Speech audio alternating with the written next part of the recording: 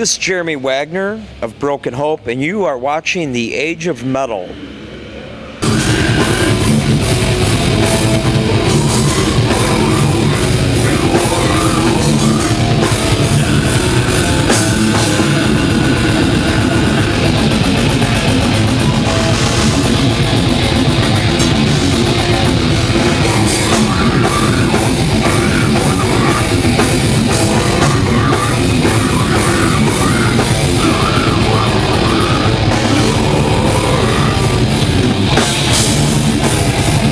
Hey everyone, this is Stephanie here with The Age of Metal, and I'm here right now with Jeremy Wagner of Broken Hope. So how are you?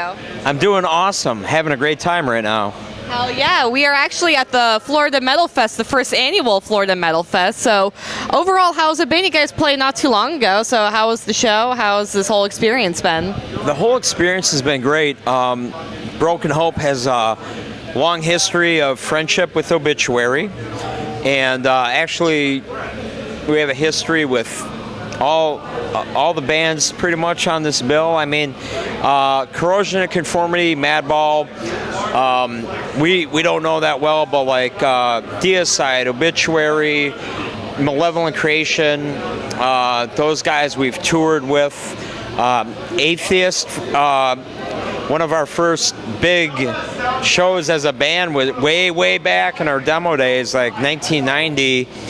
We did a festival with Atheist, and we were like, wow, we're playing for a national act, and it's cool. They're here and they sound great, and so anyway, fast forward, we're 2016. John and Donald Tardy and all the guys in Obituary are brothers of ours, and I personally love the guys. I love Obituary. I gotta tell you, Slowly We Rot had a profound influence on me and shaped me as a death metal guitarist, and that's just one of my favorite albums. So there's one part fan worship and guitar player worship, and then the other side is just being really good friends with those guys. So as a friend, I'm honored that they extended an invitation to be a band on the roster at the first annual Florida Metal Fest. It means a lot to the whole band, I can tell you that. And as a fan, I can't wait to see them play live tonight. And Donald Tardy has been telling me for weeks, we talk every day, even when festivals and stuff aren't happening, we're good friends. But he's like, you know what, Jeremy, when you guys go on, you're going to play to a packed house, I promise. And I'm like, all right, that's cool. And damn, we went on, it was packed to the goddamn gills, and the crowd was so awesome. And what a crowd. I mean, Stephanie, there are people here from Holland, Colombia, South America, Costa Rica, Nicaragua, Panama, Canada, all over the U.S. I ran into them all. I've met so many death metal fans, and I'm so happy for the Tardy brothers because they put this thing together, and it's effing amazing what they did. And again, we're on behalf of Broken Hope, we're really honored that they asked us to be a part of it, and we gave the crowd our best, and the crowd gave us their best, and goddamn, man, what a way to start the year, because this is our first show of 2016. So everyone that sees Jeremy Wagner interviewed, I blow a lot of air and can gush about stuff, and I'm gushing right now because we had a blast, and this has been an awesome night for us. Oh yeah, and I mean, I know that 2016, I know you said it's the beginning of the year, and it's going to be a big year for you, and starting with the writing and recording of your new album. So would you like to talk about that a little bit? Oh, absolutely. I can bring you up to speed right now. Well, we're doing this interview, it's January 30th, I believe, and I can tell you and anyone checking out this interview that we actually have the entire new album written musically. So we have to, we've got the foundation down, the songs are solid. Now we start building, we're getting the bass lines with Diego set. We're going to get harmonies. Matt Schlatka, our lead guitar player, him and I will be working on harmonies, and the lead guitars are his department. And no BS, I mean, Matt's the most impressive lead guitarist I've ever worked with in my life. He, like, if anyone watches like Metalocalypse, you know Squizgar, the guy who's got a guitar like in the hot tub with him, in bed with him, and that's Matt Schlatka. The dude, I'm not kidding. The guy has a guitar attached to him at all times, and he's a lead guitar player's lead guitarist, if you know. So I'm really excited for him to do his stuff on the new Broken Hope album. Aside from riffing and being one of the main songwriters musically with Mike, him and I are a team. I also, as always, write all the lyrics for Broken Hope. So I'm working on a bunch of lyrics and now starting to submit them to Damien. And what Damien does is take my lyrics, and there's no ceiling, if you get my drift. Damien can do whatever he wants and apply whatever lyrics I have to songs. Our former singer Joe Thiacek, who's no longer in this world, rest in peace, he worked a lot like Damien and I did. I would give Joe all my lyrics, and he would just, it was at his discretion what songs musically he would apply them to, you know. So that's what Damien and I are doing. He's taking my lyrics, and also like Joe, Damien will also tell me if my lyrics suck and go back to the drawing board. You better make them sicker or longer or whatever. So so that's where we're at. The music is really written, and now we're just putting the other layers on, and I'm hoping by spring we actually start recording.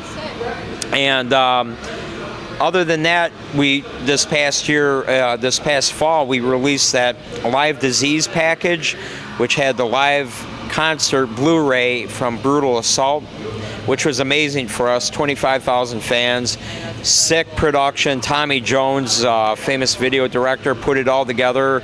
And then we had the live album CD as part of it, and that did really well. Like Metal Radio, for anyone who gives a crap about Metal Radio, it did really well. For a live album, it says a lot. So hopefully that was able to tide over our fans till we get the new full length out. And we're just kicking butt. But this Florida Metal Fest was a nice break in the action, because we've been in the studio writing, and again, this is the first live show we've done since last year. We did a show in Brooklyn, I think it was around October, but that was it. So nice break. As far as the writing goes, is there anything maybe different that you did, or if you went to any more extremes that you never went to before? There's you know, it's been the last couple years have been really busy. We've been busy since we came back in 2012. We've been touring nonstop. Then we did Omen of Disease album. We were signed to Century Media. We're still signed to Century Media. And we did the live at Brutal Assault DVD, the live album. Kept touring, doing festivals, blah, blah, blah, and trying to write in between. And then we had a lineup change last year, and that's when we got Matt Schlatka and Diego from Disgorge in our band full time. And they elevated the musicianship, if you will, because they're really, really pro. Like, when I say Matt Schlatka is a lead guitar player, is lead guitarist, Diego Soria is a bass player's bass player. That kid is like from the bass school that like Cliff Burton or Jaco Pastorius would come from.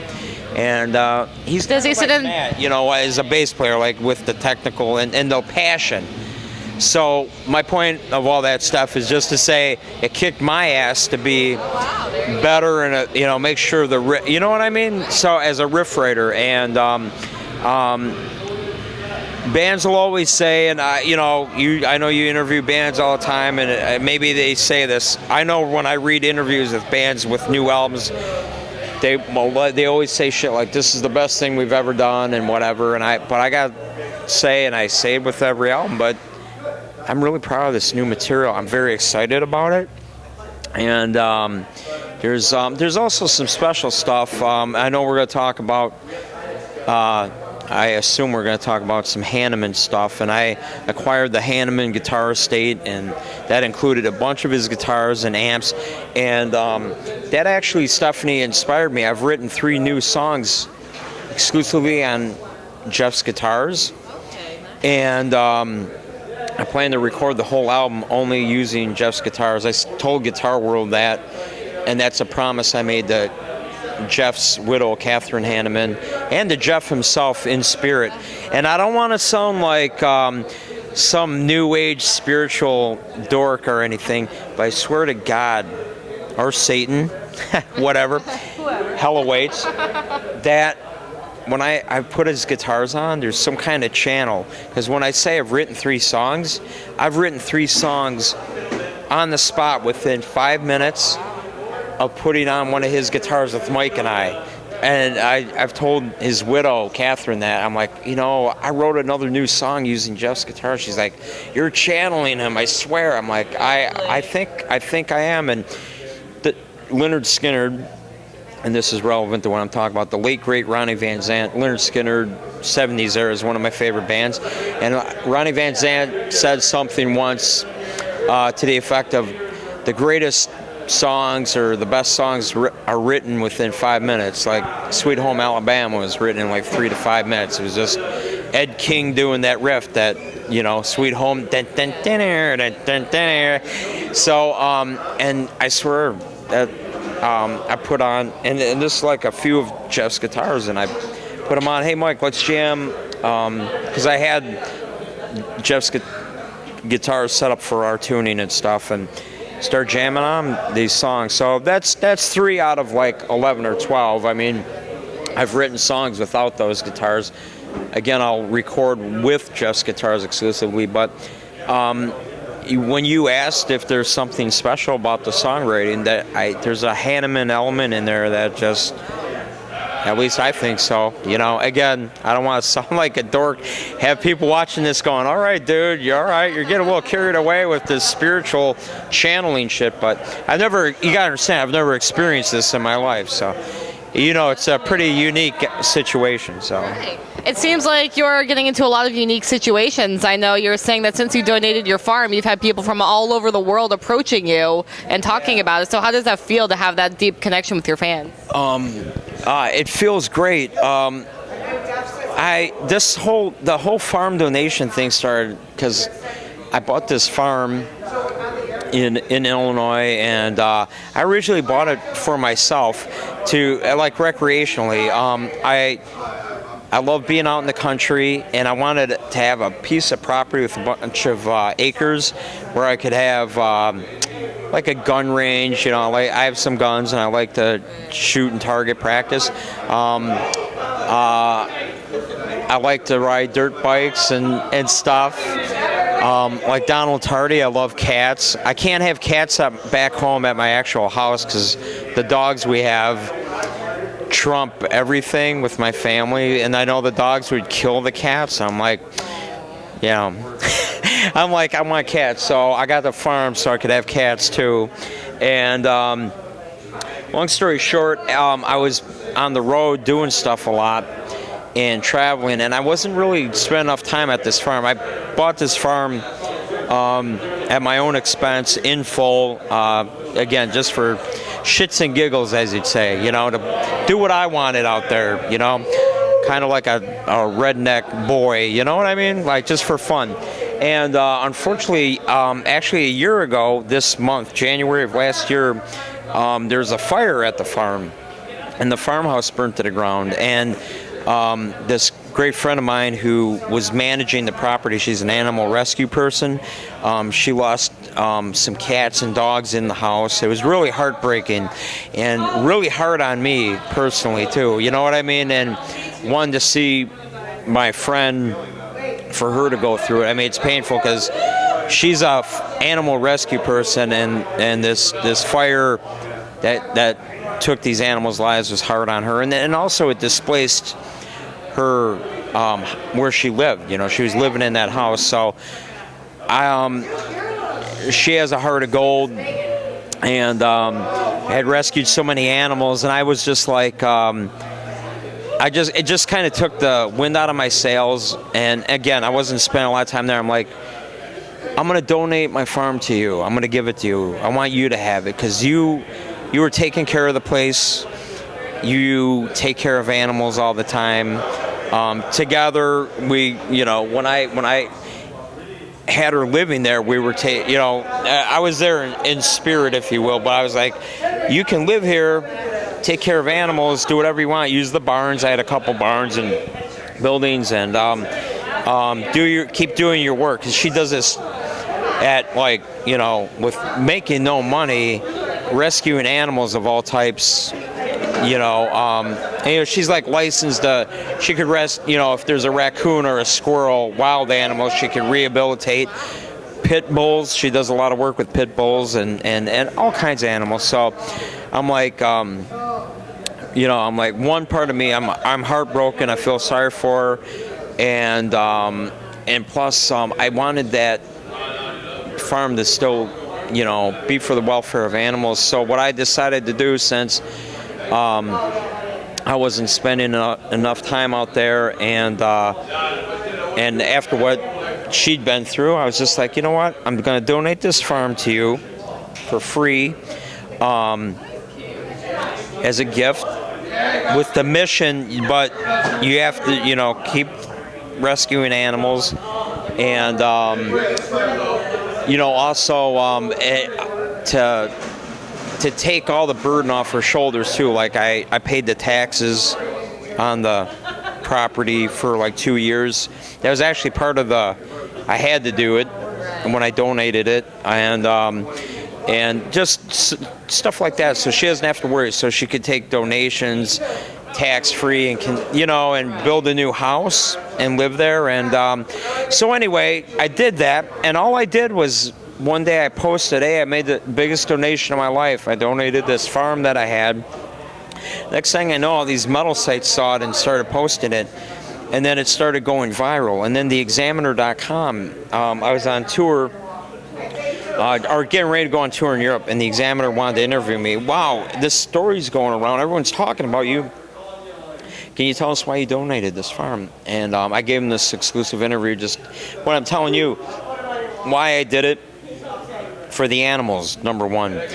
Two, life is short, and I'm in a situation where,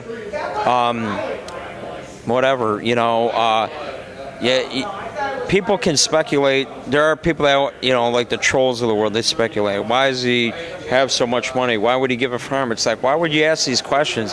It's not your business what I do with my money or where it came from. And why I do it, it's obvious, because I love animals.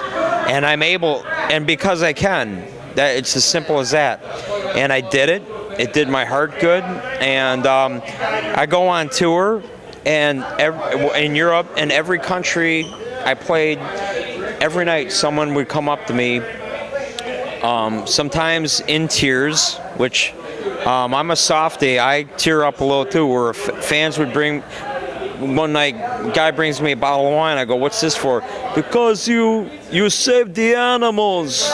You helped the animals. And he hugs me, and we played Neurotic Death Fest in Holland, and Obituary played, and I was hanging with Obituary after the show, and we went to their hotel, and this woman runs out of the hotel. You're Jeremy Wagner. I'm like, yeah. And she goes, I'll be honest, I don't know Broken Hope. I don't know if I even like Broken Hope. Bringing me right down to, ground zero. Okay, no ego here. All right. She's like, but what you did for the animals. Oh, you, sir, are whatever, a hero or whatever. And that fucking means the world to me. I mean, and I was really surprised. So anyway, this story's gone viral like 5 times over the last year. And even tonight in Florida Metal Fest, a fan from Nicaragua is here. And he was right in the front when we were playing. And I gave him a guitar pick, and he goes, thank you for donating the farm. Like, fuck, you know what I mean? So, That was a nice gesture. yeah. So, anyway, but a lot of that, I got to give credit to my wife, because she, when I had that farm, she actually also helped. I bought the whole property, but she also put a lot of money into rehab buildings and, like make stalls, new stalls.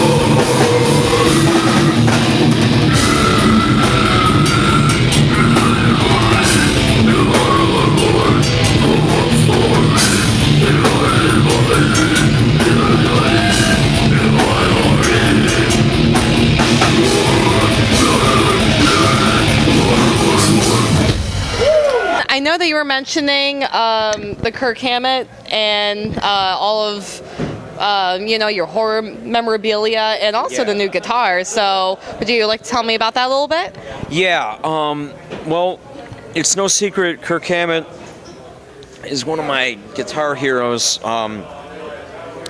It was like James Hetfield, Kirk Hammett, Jeff Hanneman. If you look back into the 80s, like Ride the Lightning, Master Puppets, and Rain and Blood, before I really got into death metal, were like what inspired me to be a guitar player.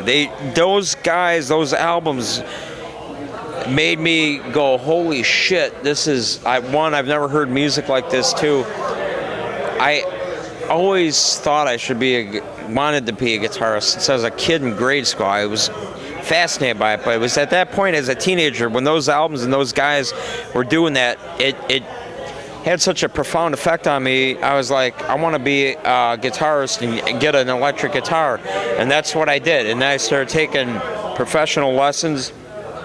I took music theory classes and all this. And regarding Kirk Hammett, if you look at the Broken Hope documentary DVD, it's like called 25 Years of Sickness, The History of Broken Hope or something. There's a really cool part where it's all in chronological order of years, like when we began, there's footage of me at age 18, 17, writing Broken Hope riffs and forming the band all through, pretty much like 2013. Anyway, in 2012, we came back from hiatus, went on tour with Obituary. We played San Francisco. Kirk Hammett actually came out to see Broken Hope. I got off stage. I had heard he was coming to see us, and I didn't see him. And then I got off stage, and there he is in our dressing room. So I got it on video, and he's like, like, fucking Broken Hope, or you got your guitar tone so heavy, blah, blah, blah. So there's a 15, 16-year-old kid inside me going, oh my fucking God, I can't believe this. So we put that in the DVD, and what's cool is you see me at 17 writing these riffs, and because I save everything Broken Hope related from the 80s till now, and it's like me pointing at a poster of Kirk Hammett on my teenage wall, like there's Kirk Hammett, my hero. And then the video morphs to Kirk Hammett and me backstage at a Broken Hope show. So then Kirk also, we have this thing where he's not just fucking hero of mine, inspiration, but we both are ESP endorsed artists. I've been playing ESP since I was a teenager. Kirk, of course, has his signature line and custom guitars from ESP, and we're also into horror movies and horror memorabilia. He has one of the largest horror memorabilia collections in the world. I have a huge horror memorabilia collection of my own. Nowhere near as big as his, but that's another common thing we have. And he put out a book called Too Much Horror Business, which is basically a picture book showing his horror collection, and that came out that same year, 2012, and he invited me to his book release party, and I went to it in San Francisco. And anyway, now Kirk is putting out these limited edition ESP guitars that are Nosferatu guitars, like the Nosferatu movie. And by the time this interview runs, I don't know when, but I'm going to San Francisco. Metallica are playing AT&T Park right the night before the Super Bowl. And I'm getting one of 13 numbered Nosferatu guitars from Kirk. And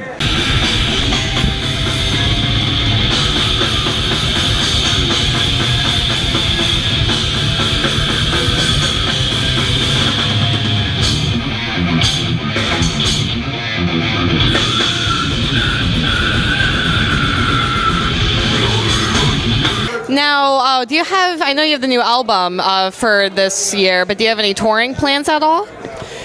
We've been, well, all right, I'll tell you this real quick. We signed a new management deal with Extreme Management Group, EMG, and they represent suffocation, cattle decapitation, internal bleeding, a ton of bands, a ton of extreme bands, and they've been great. They come to us every other week with some offer for festival or tours. We've dug our heels in right now, like we did this festival because what a lineup. I mean, and we love Obituary and everybody deicide. So we knew it would be a great time, and we were coming in and out on a weekend.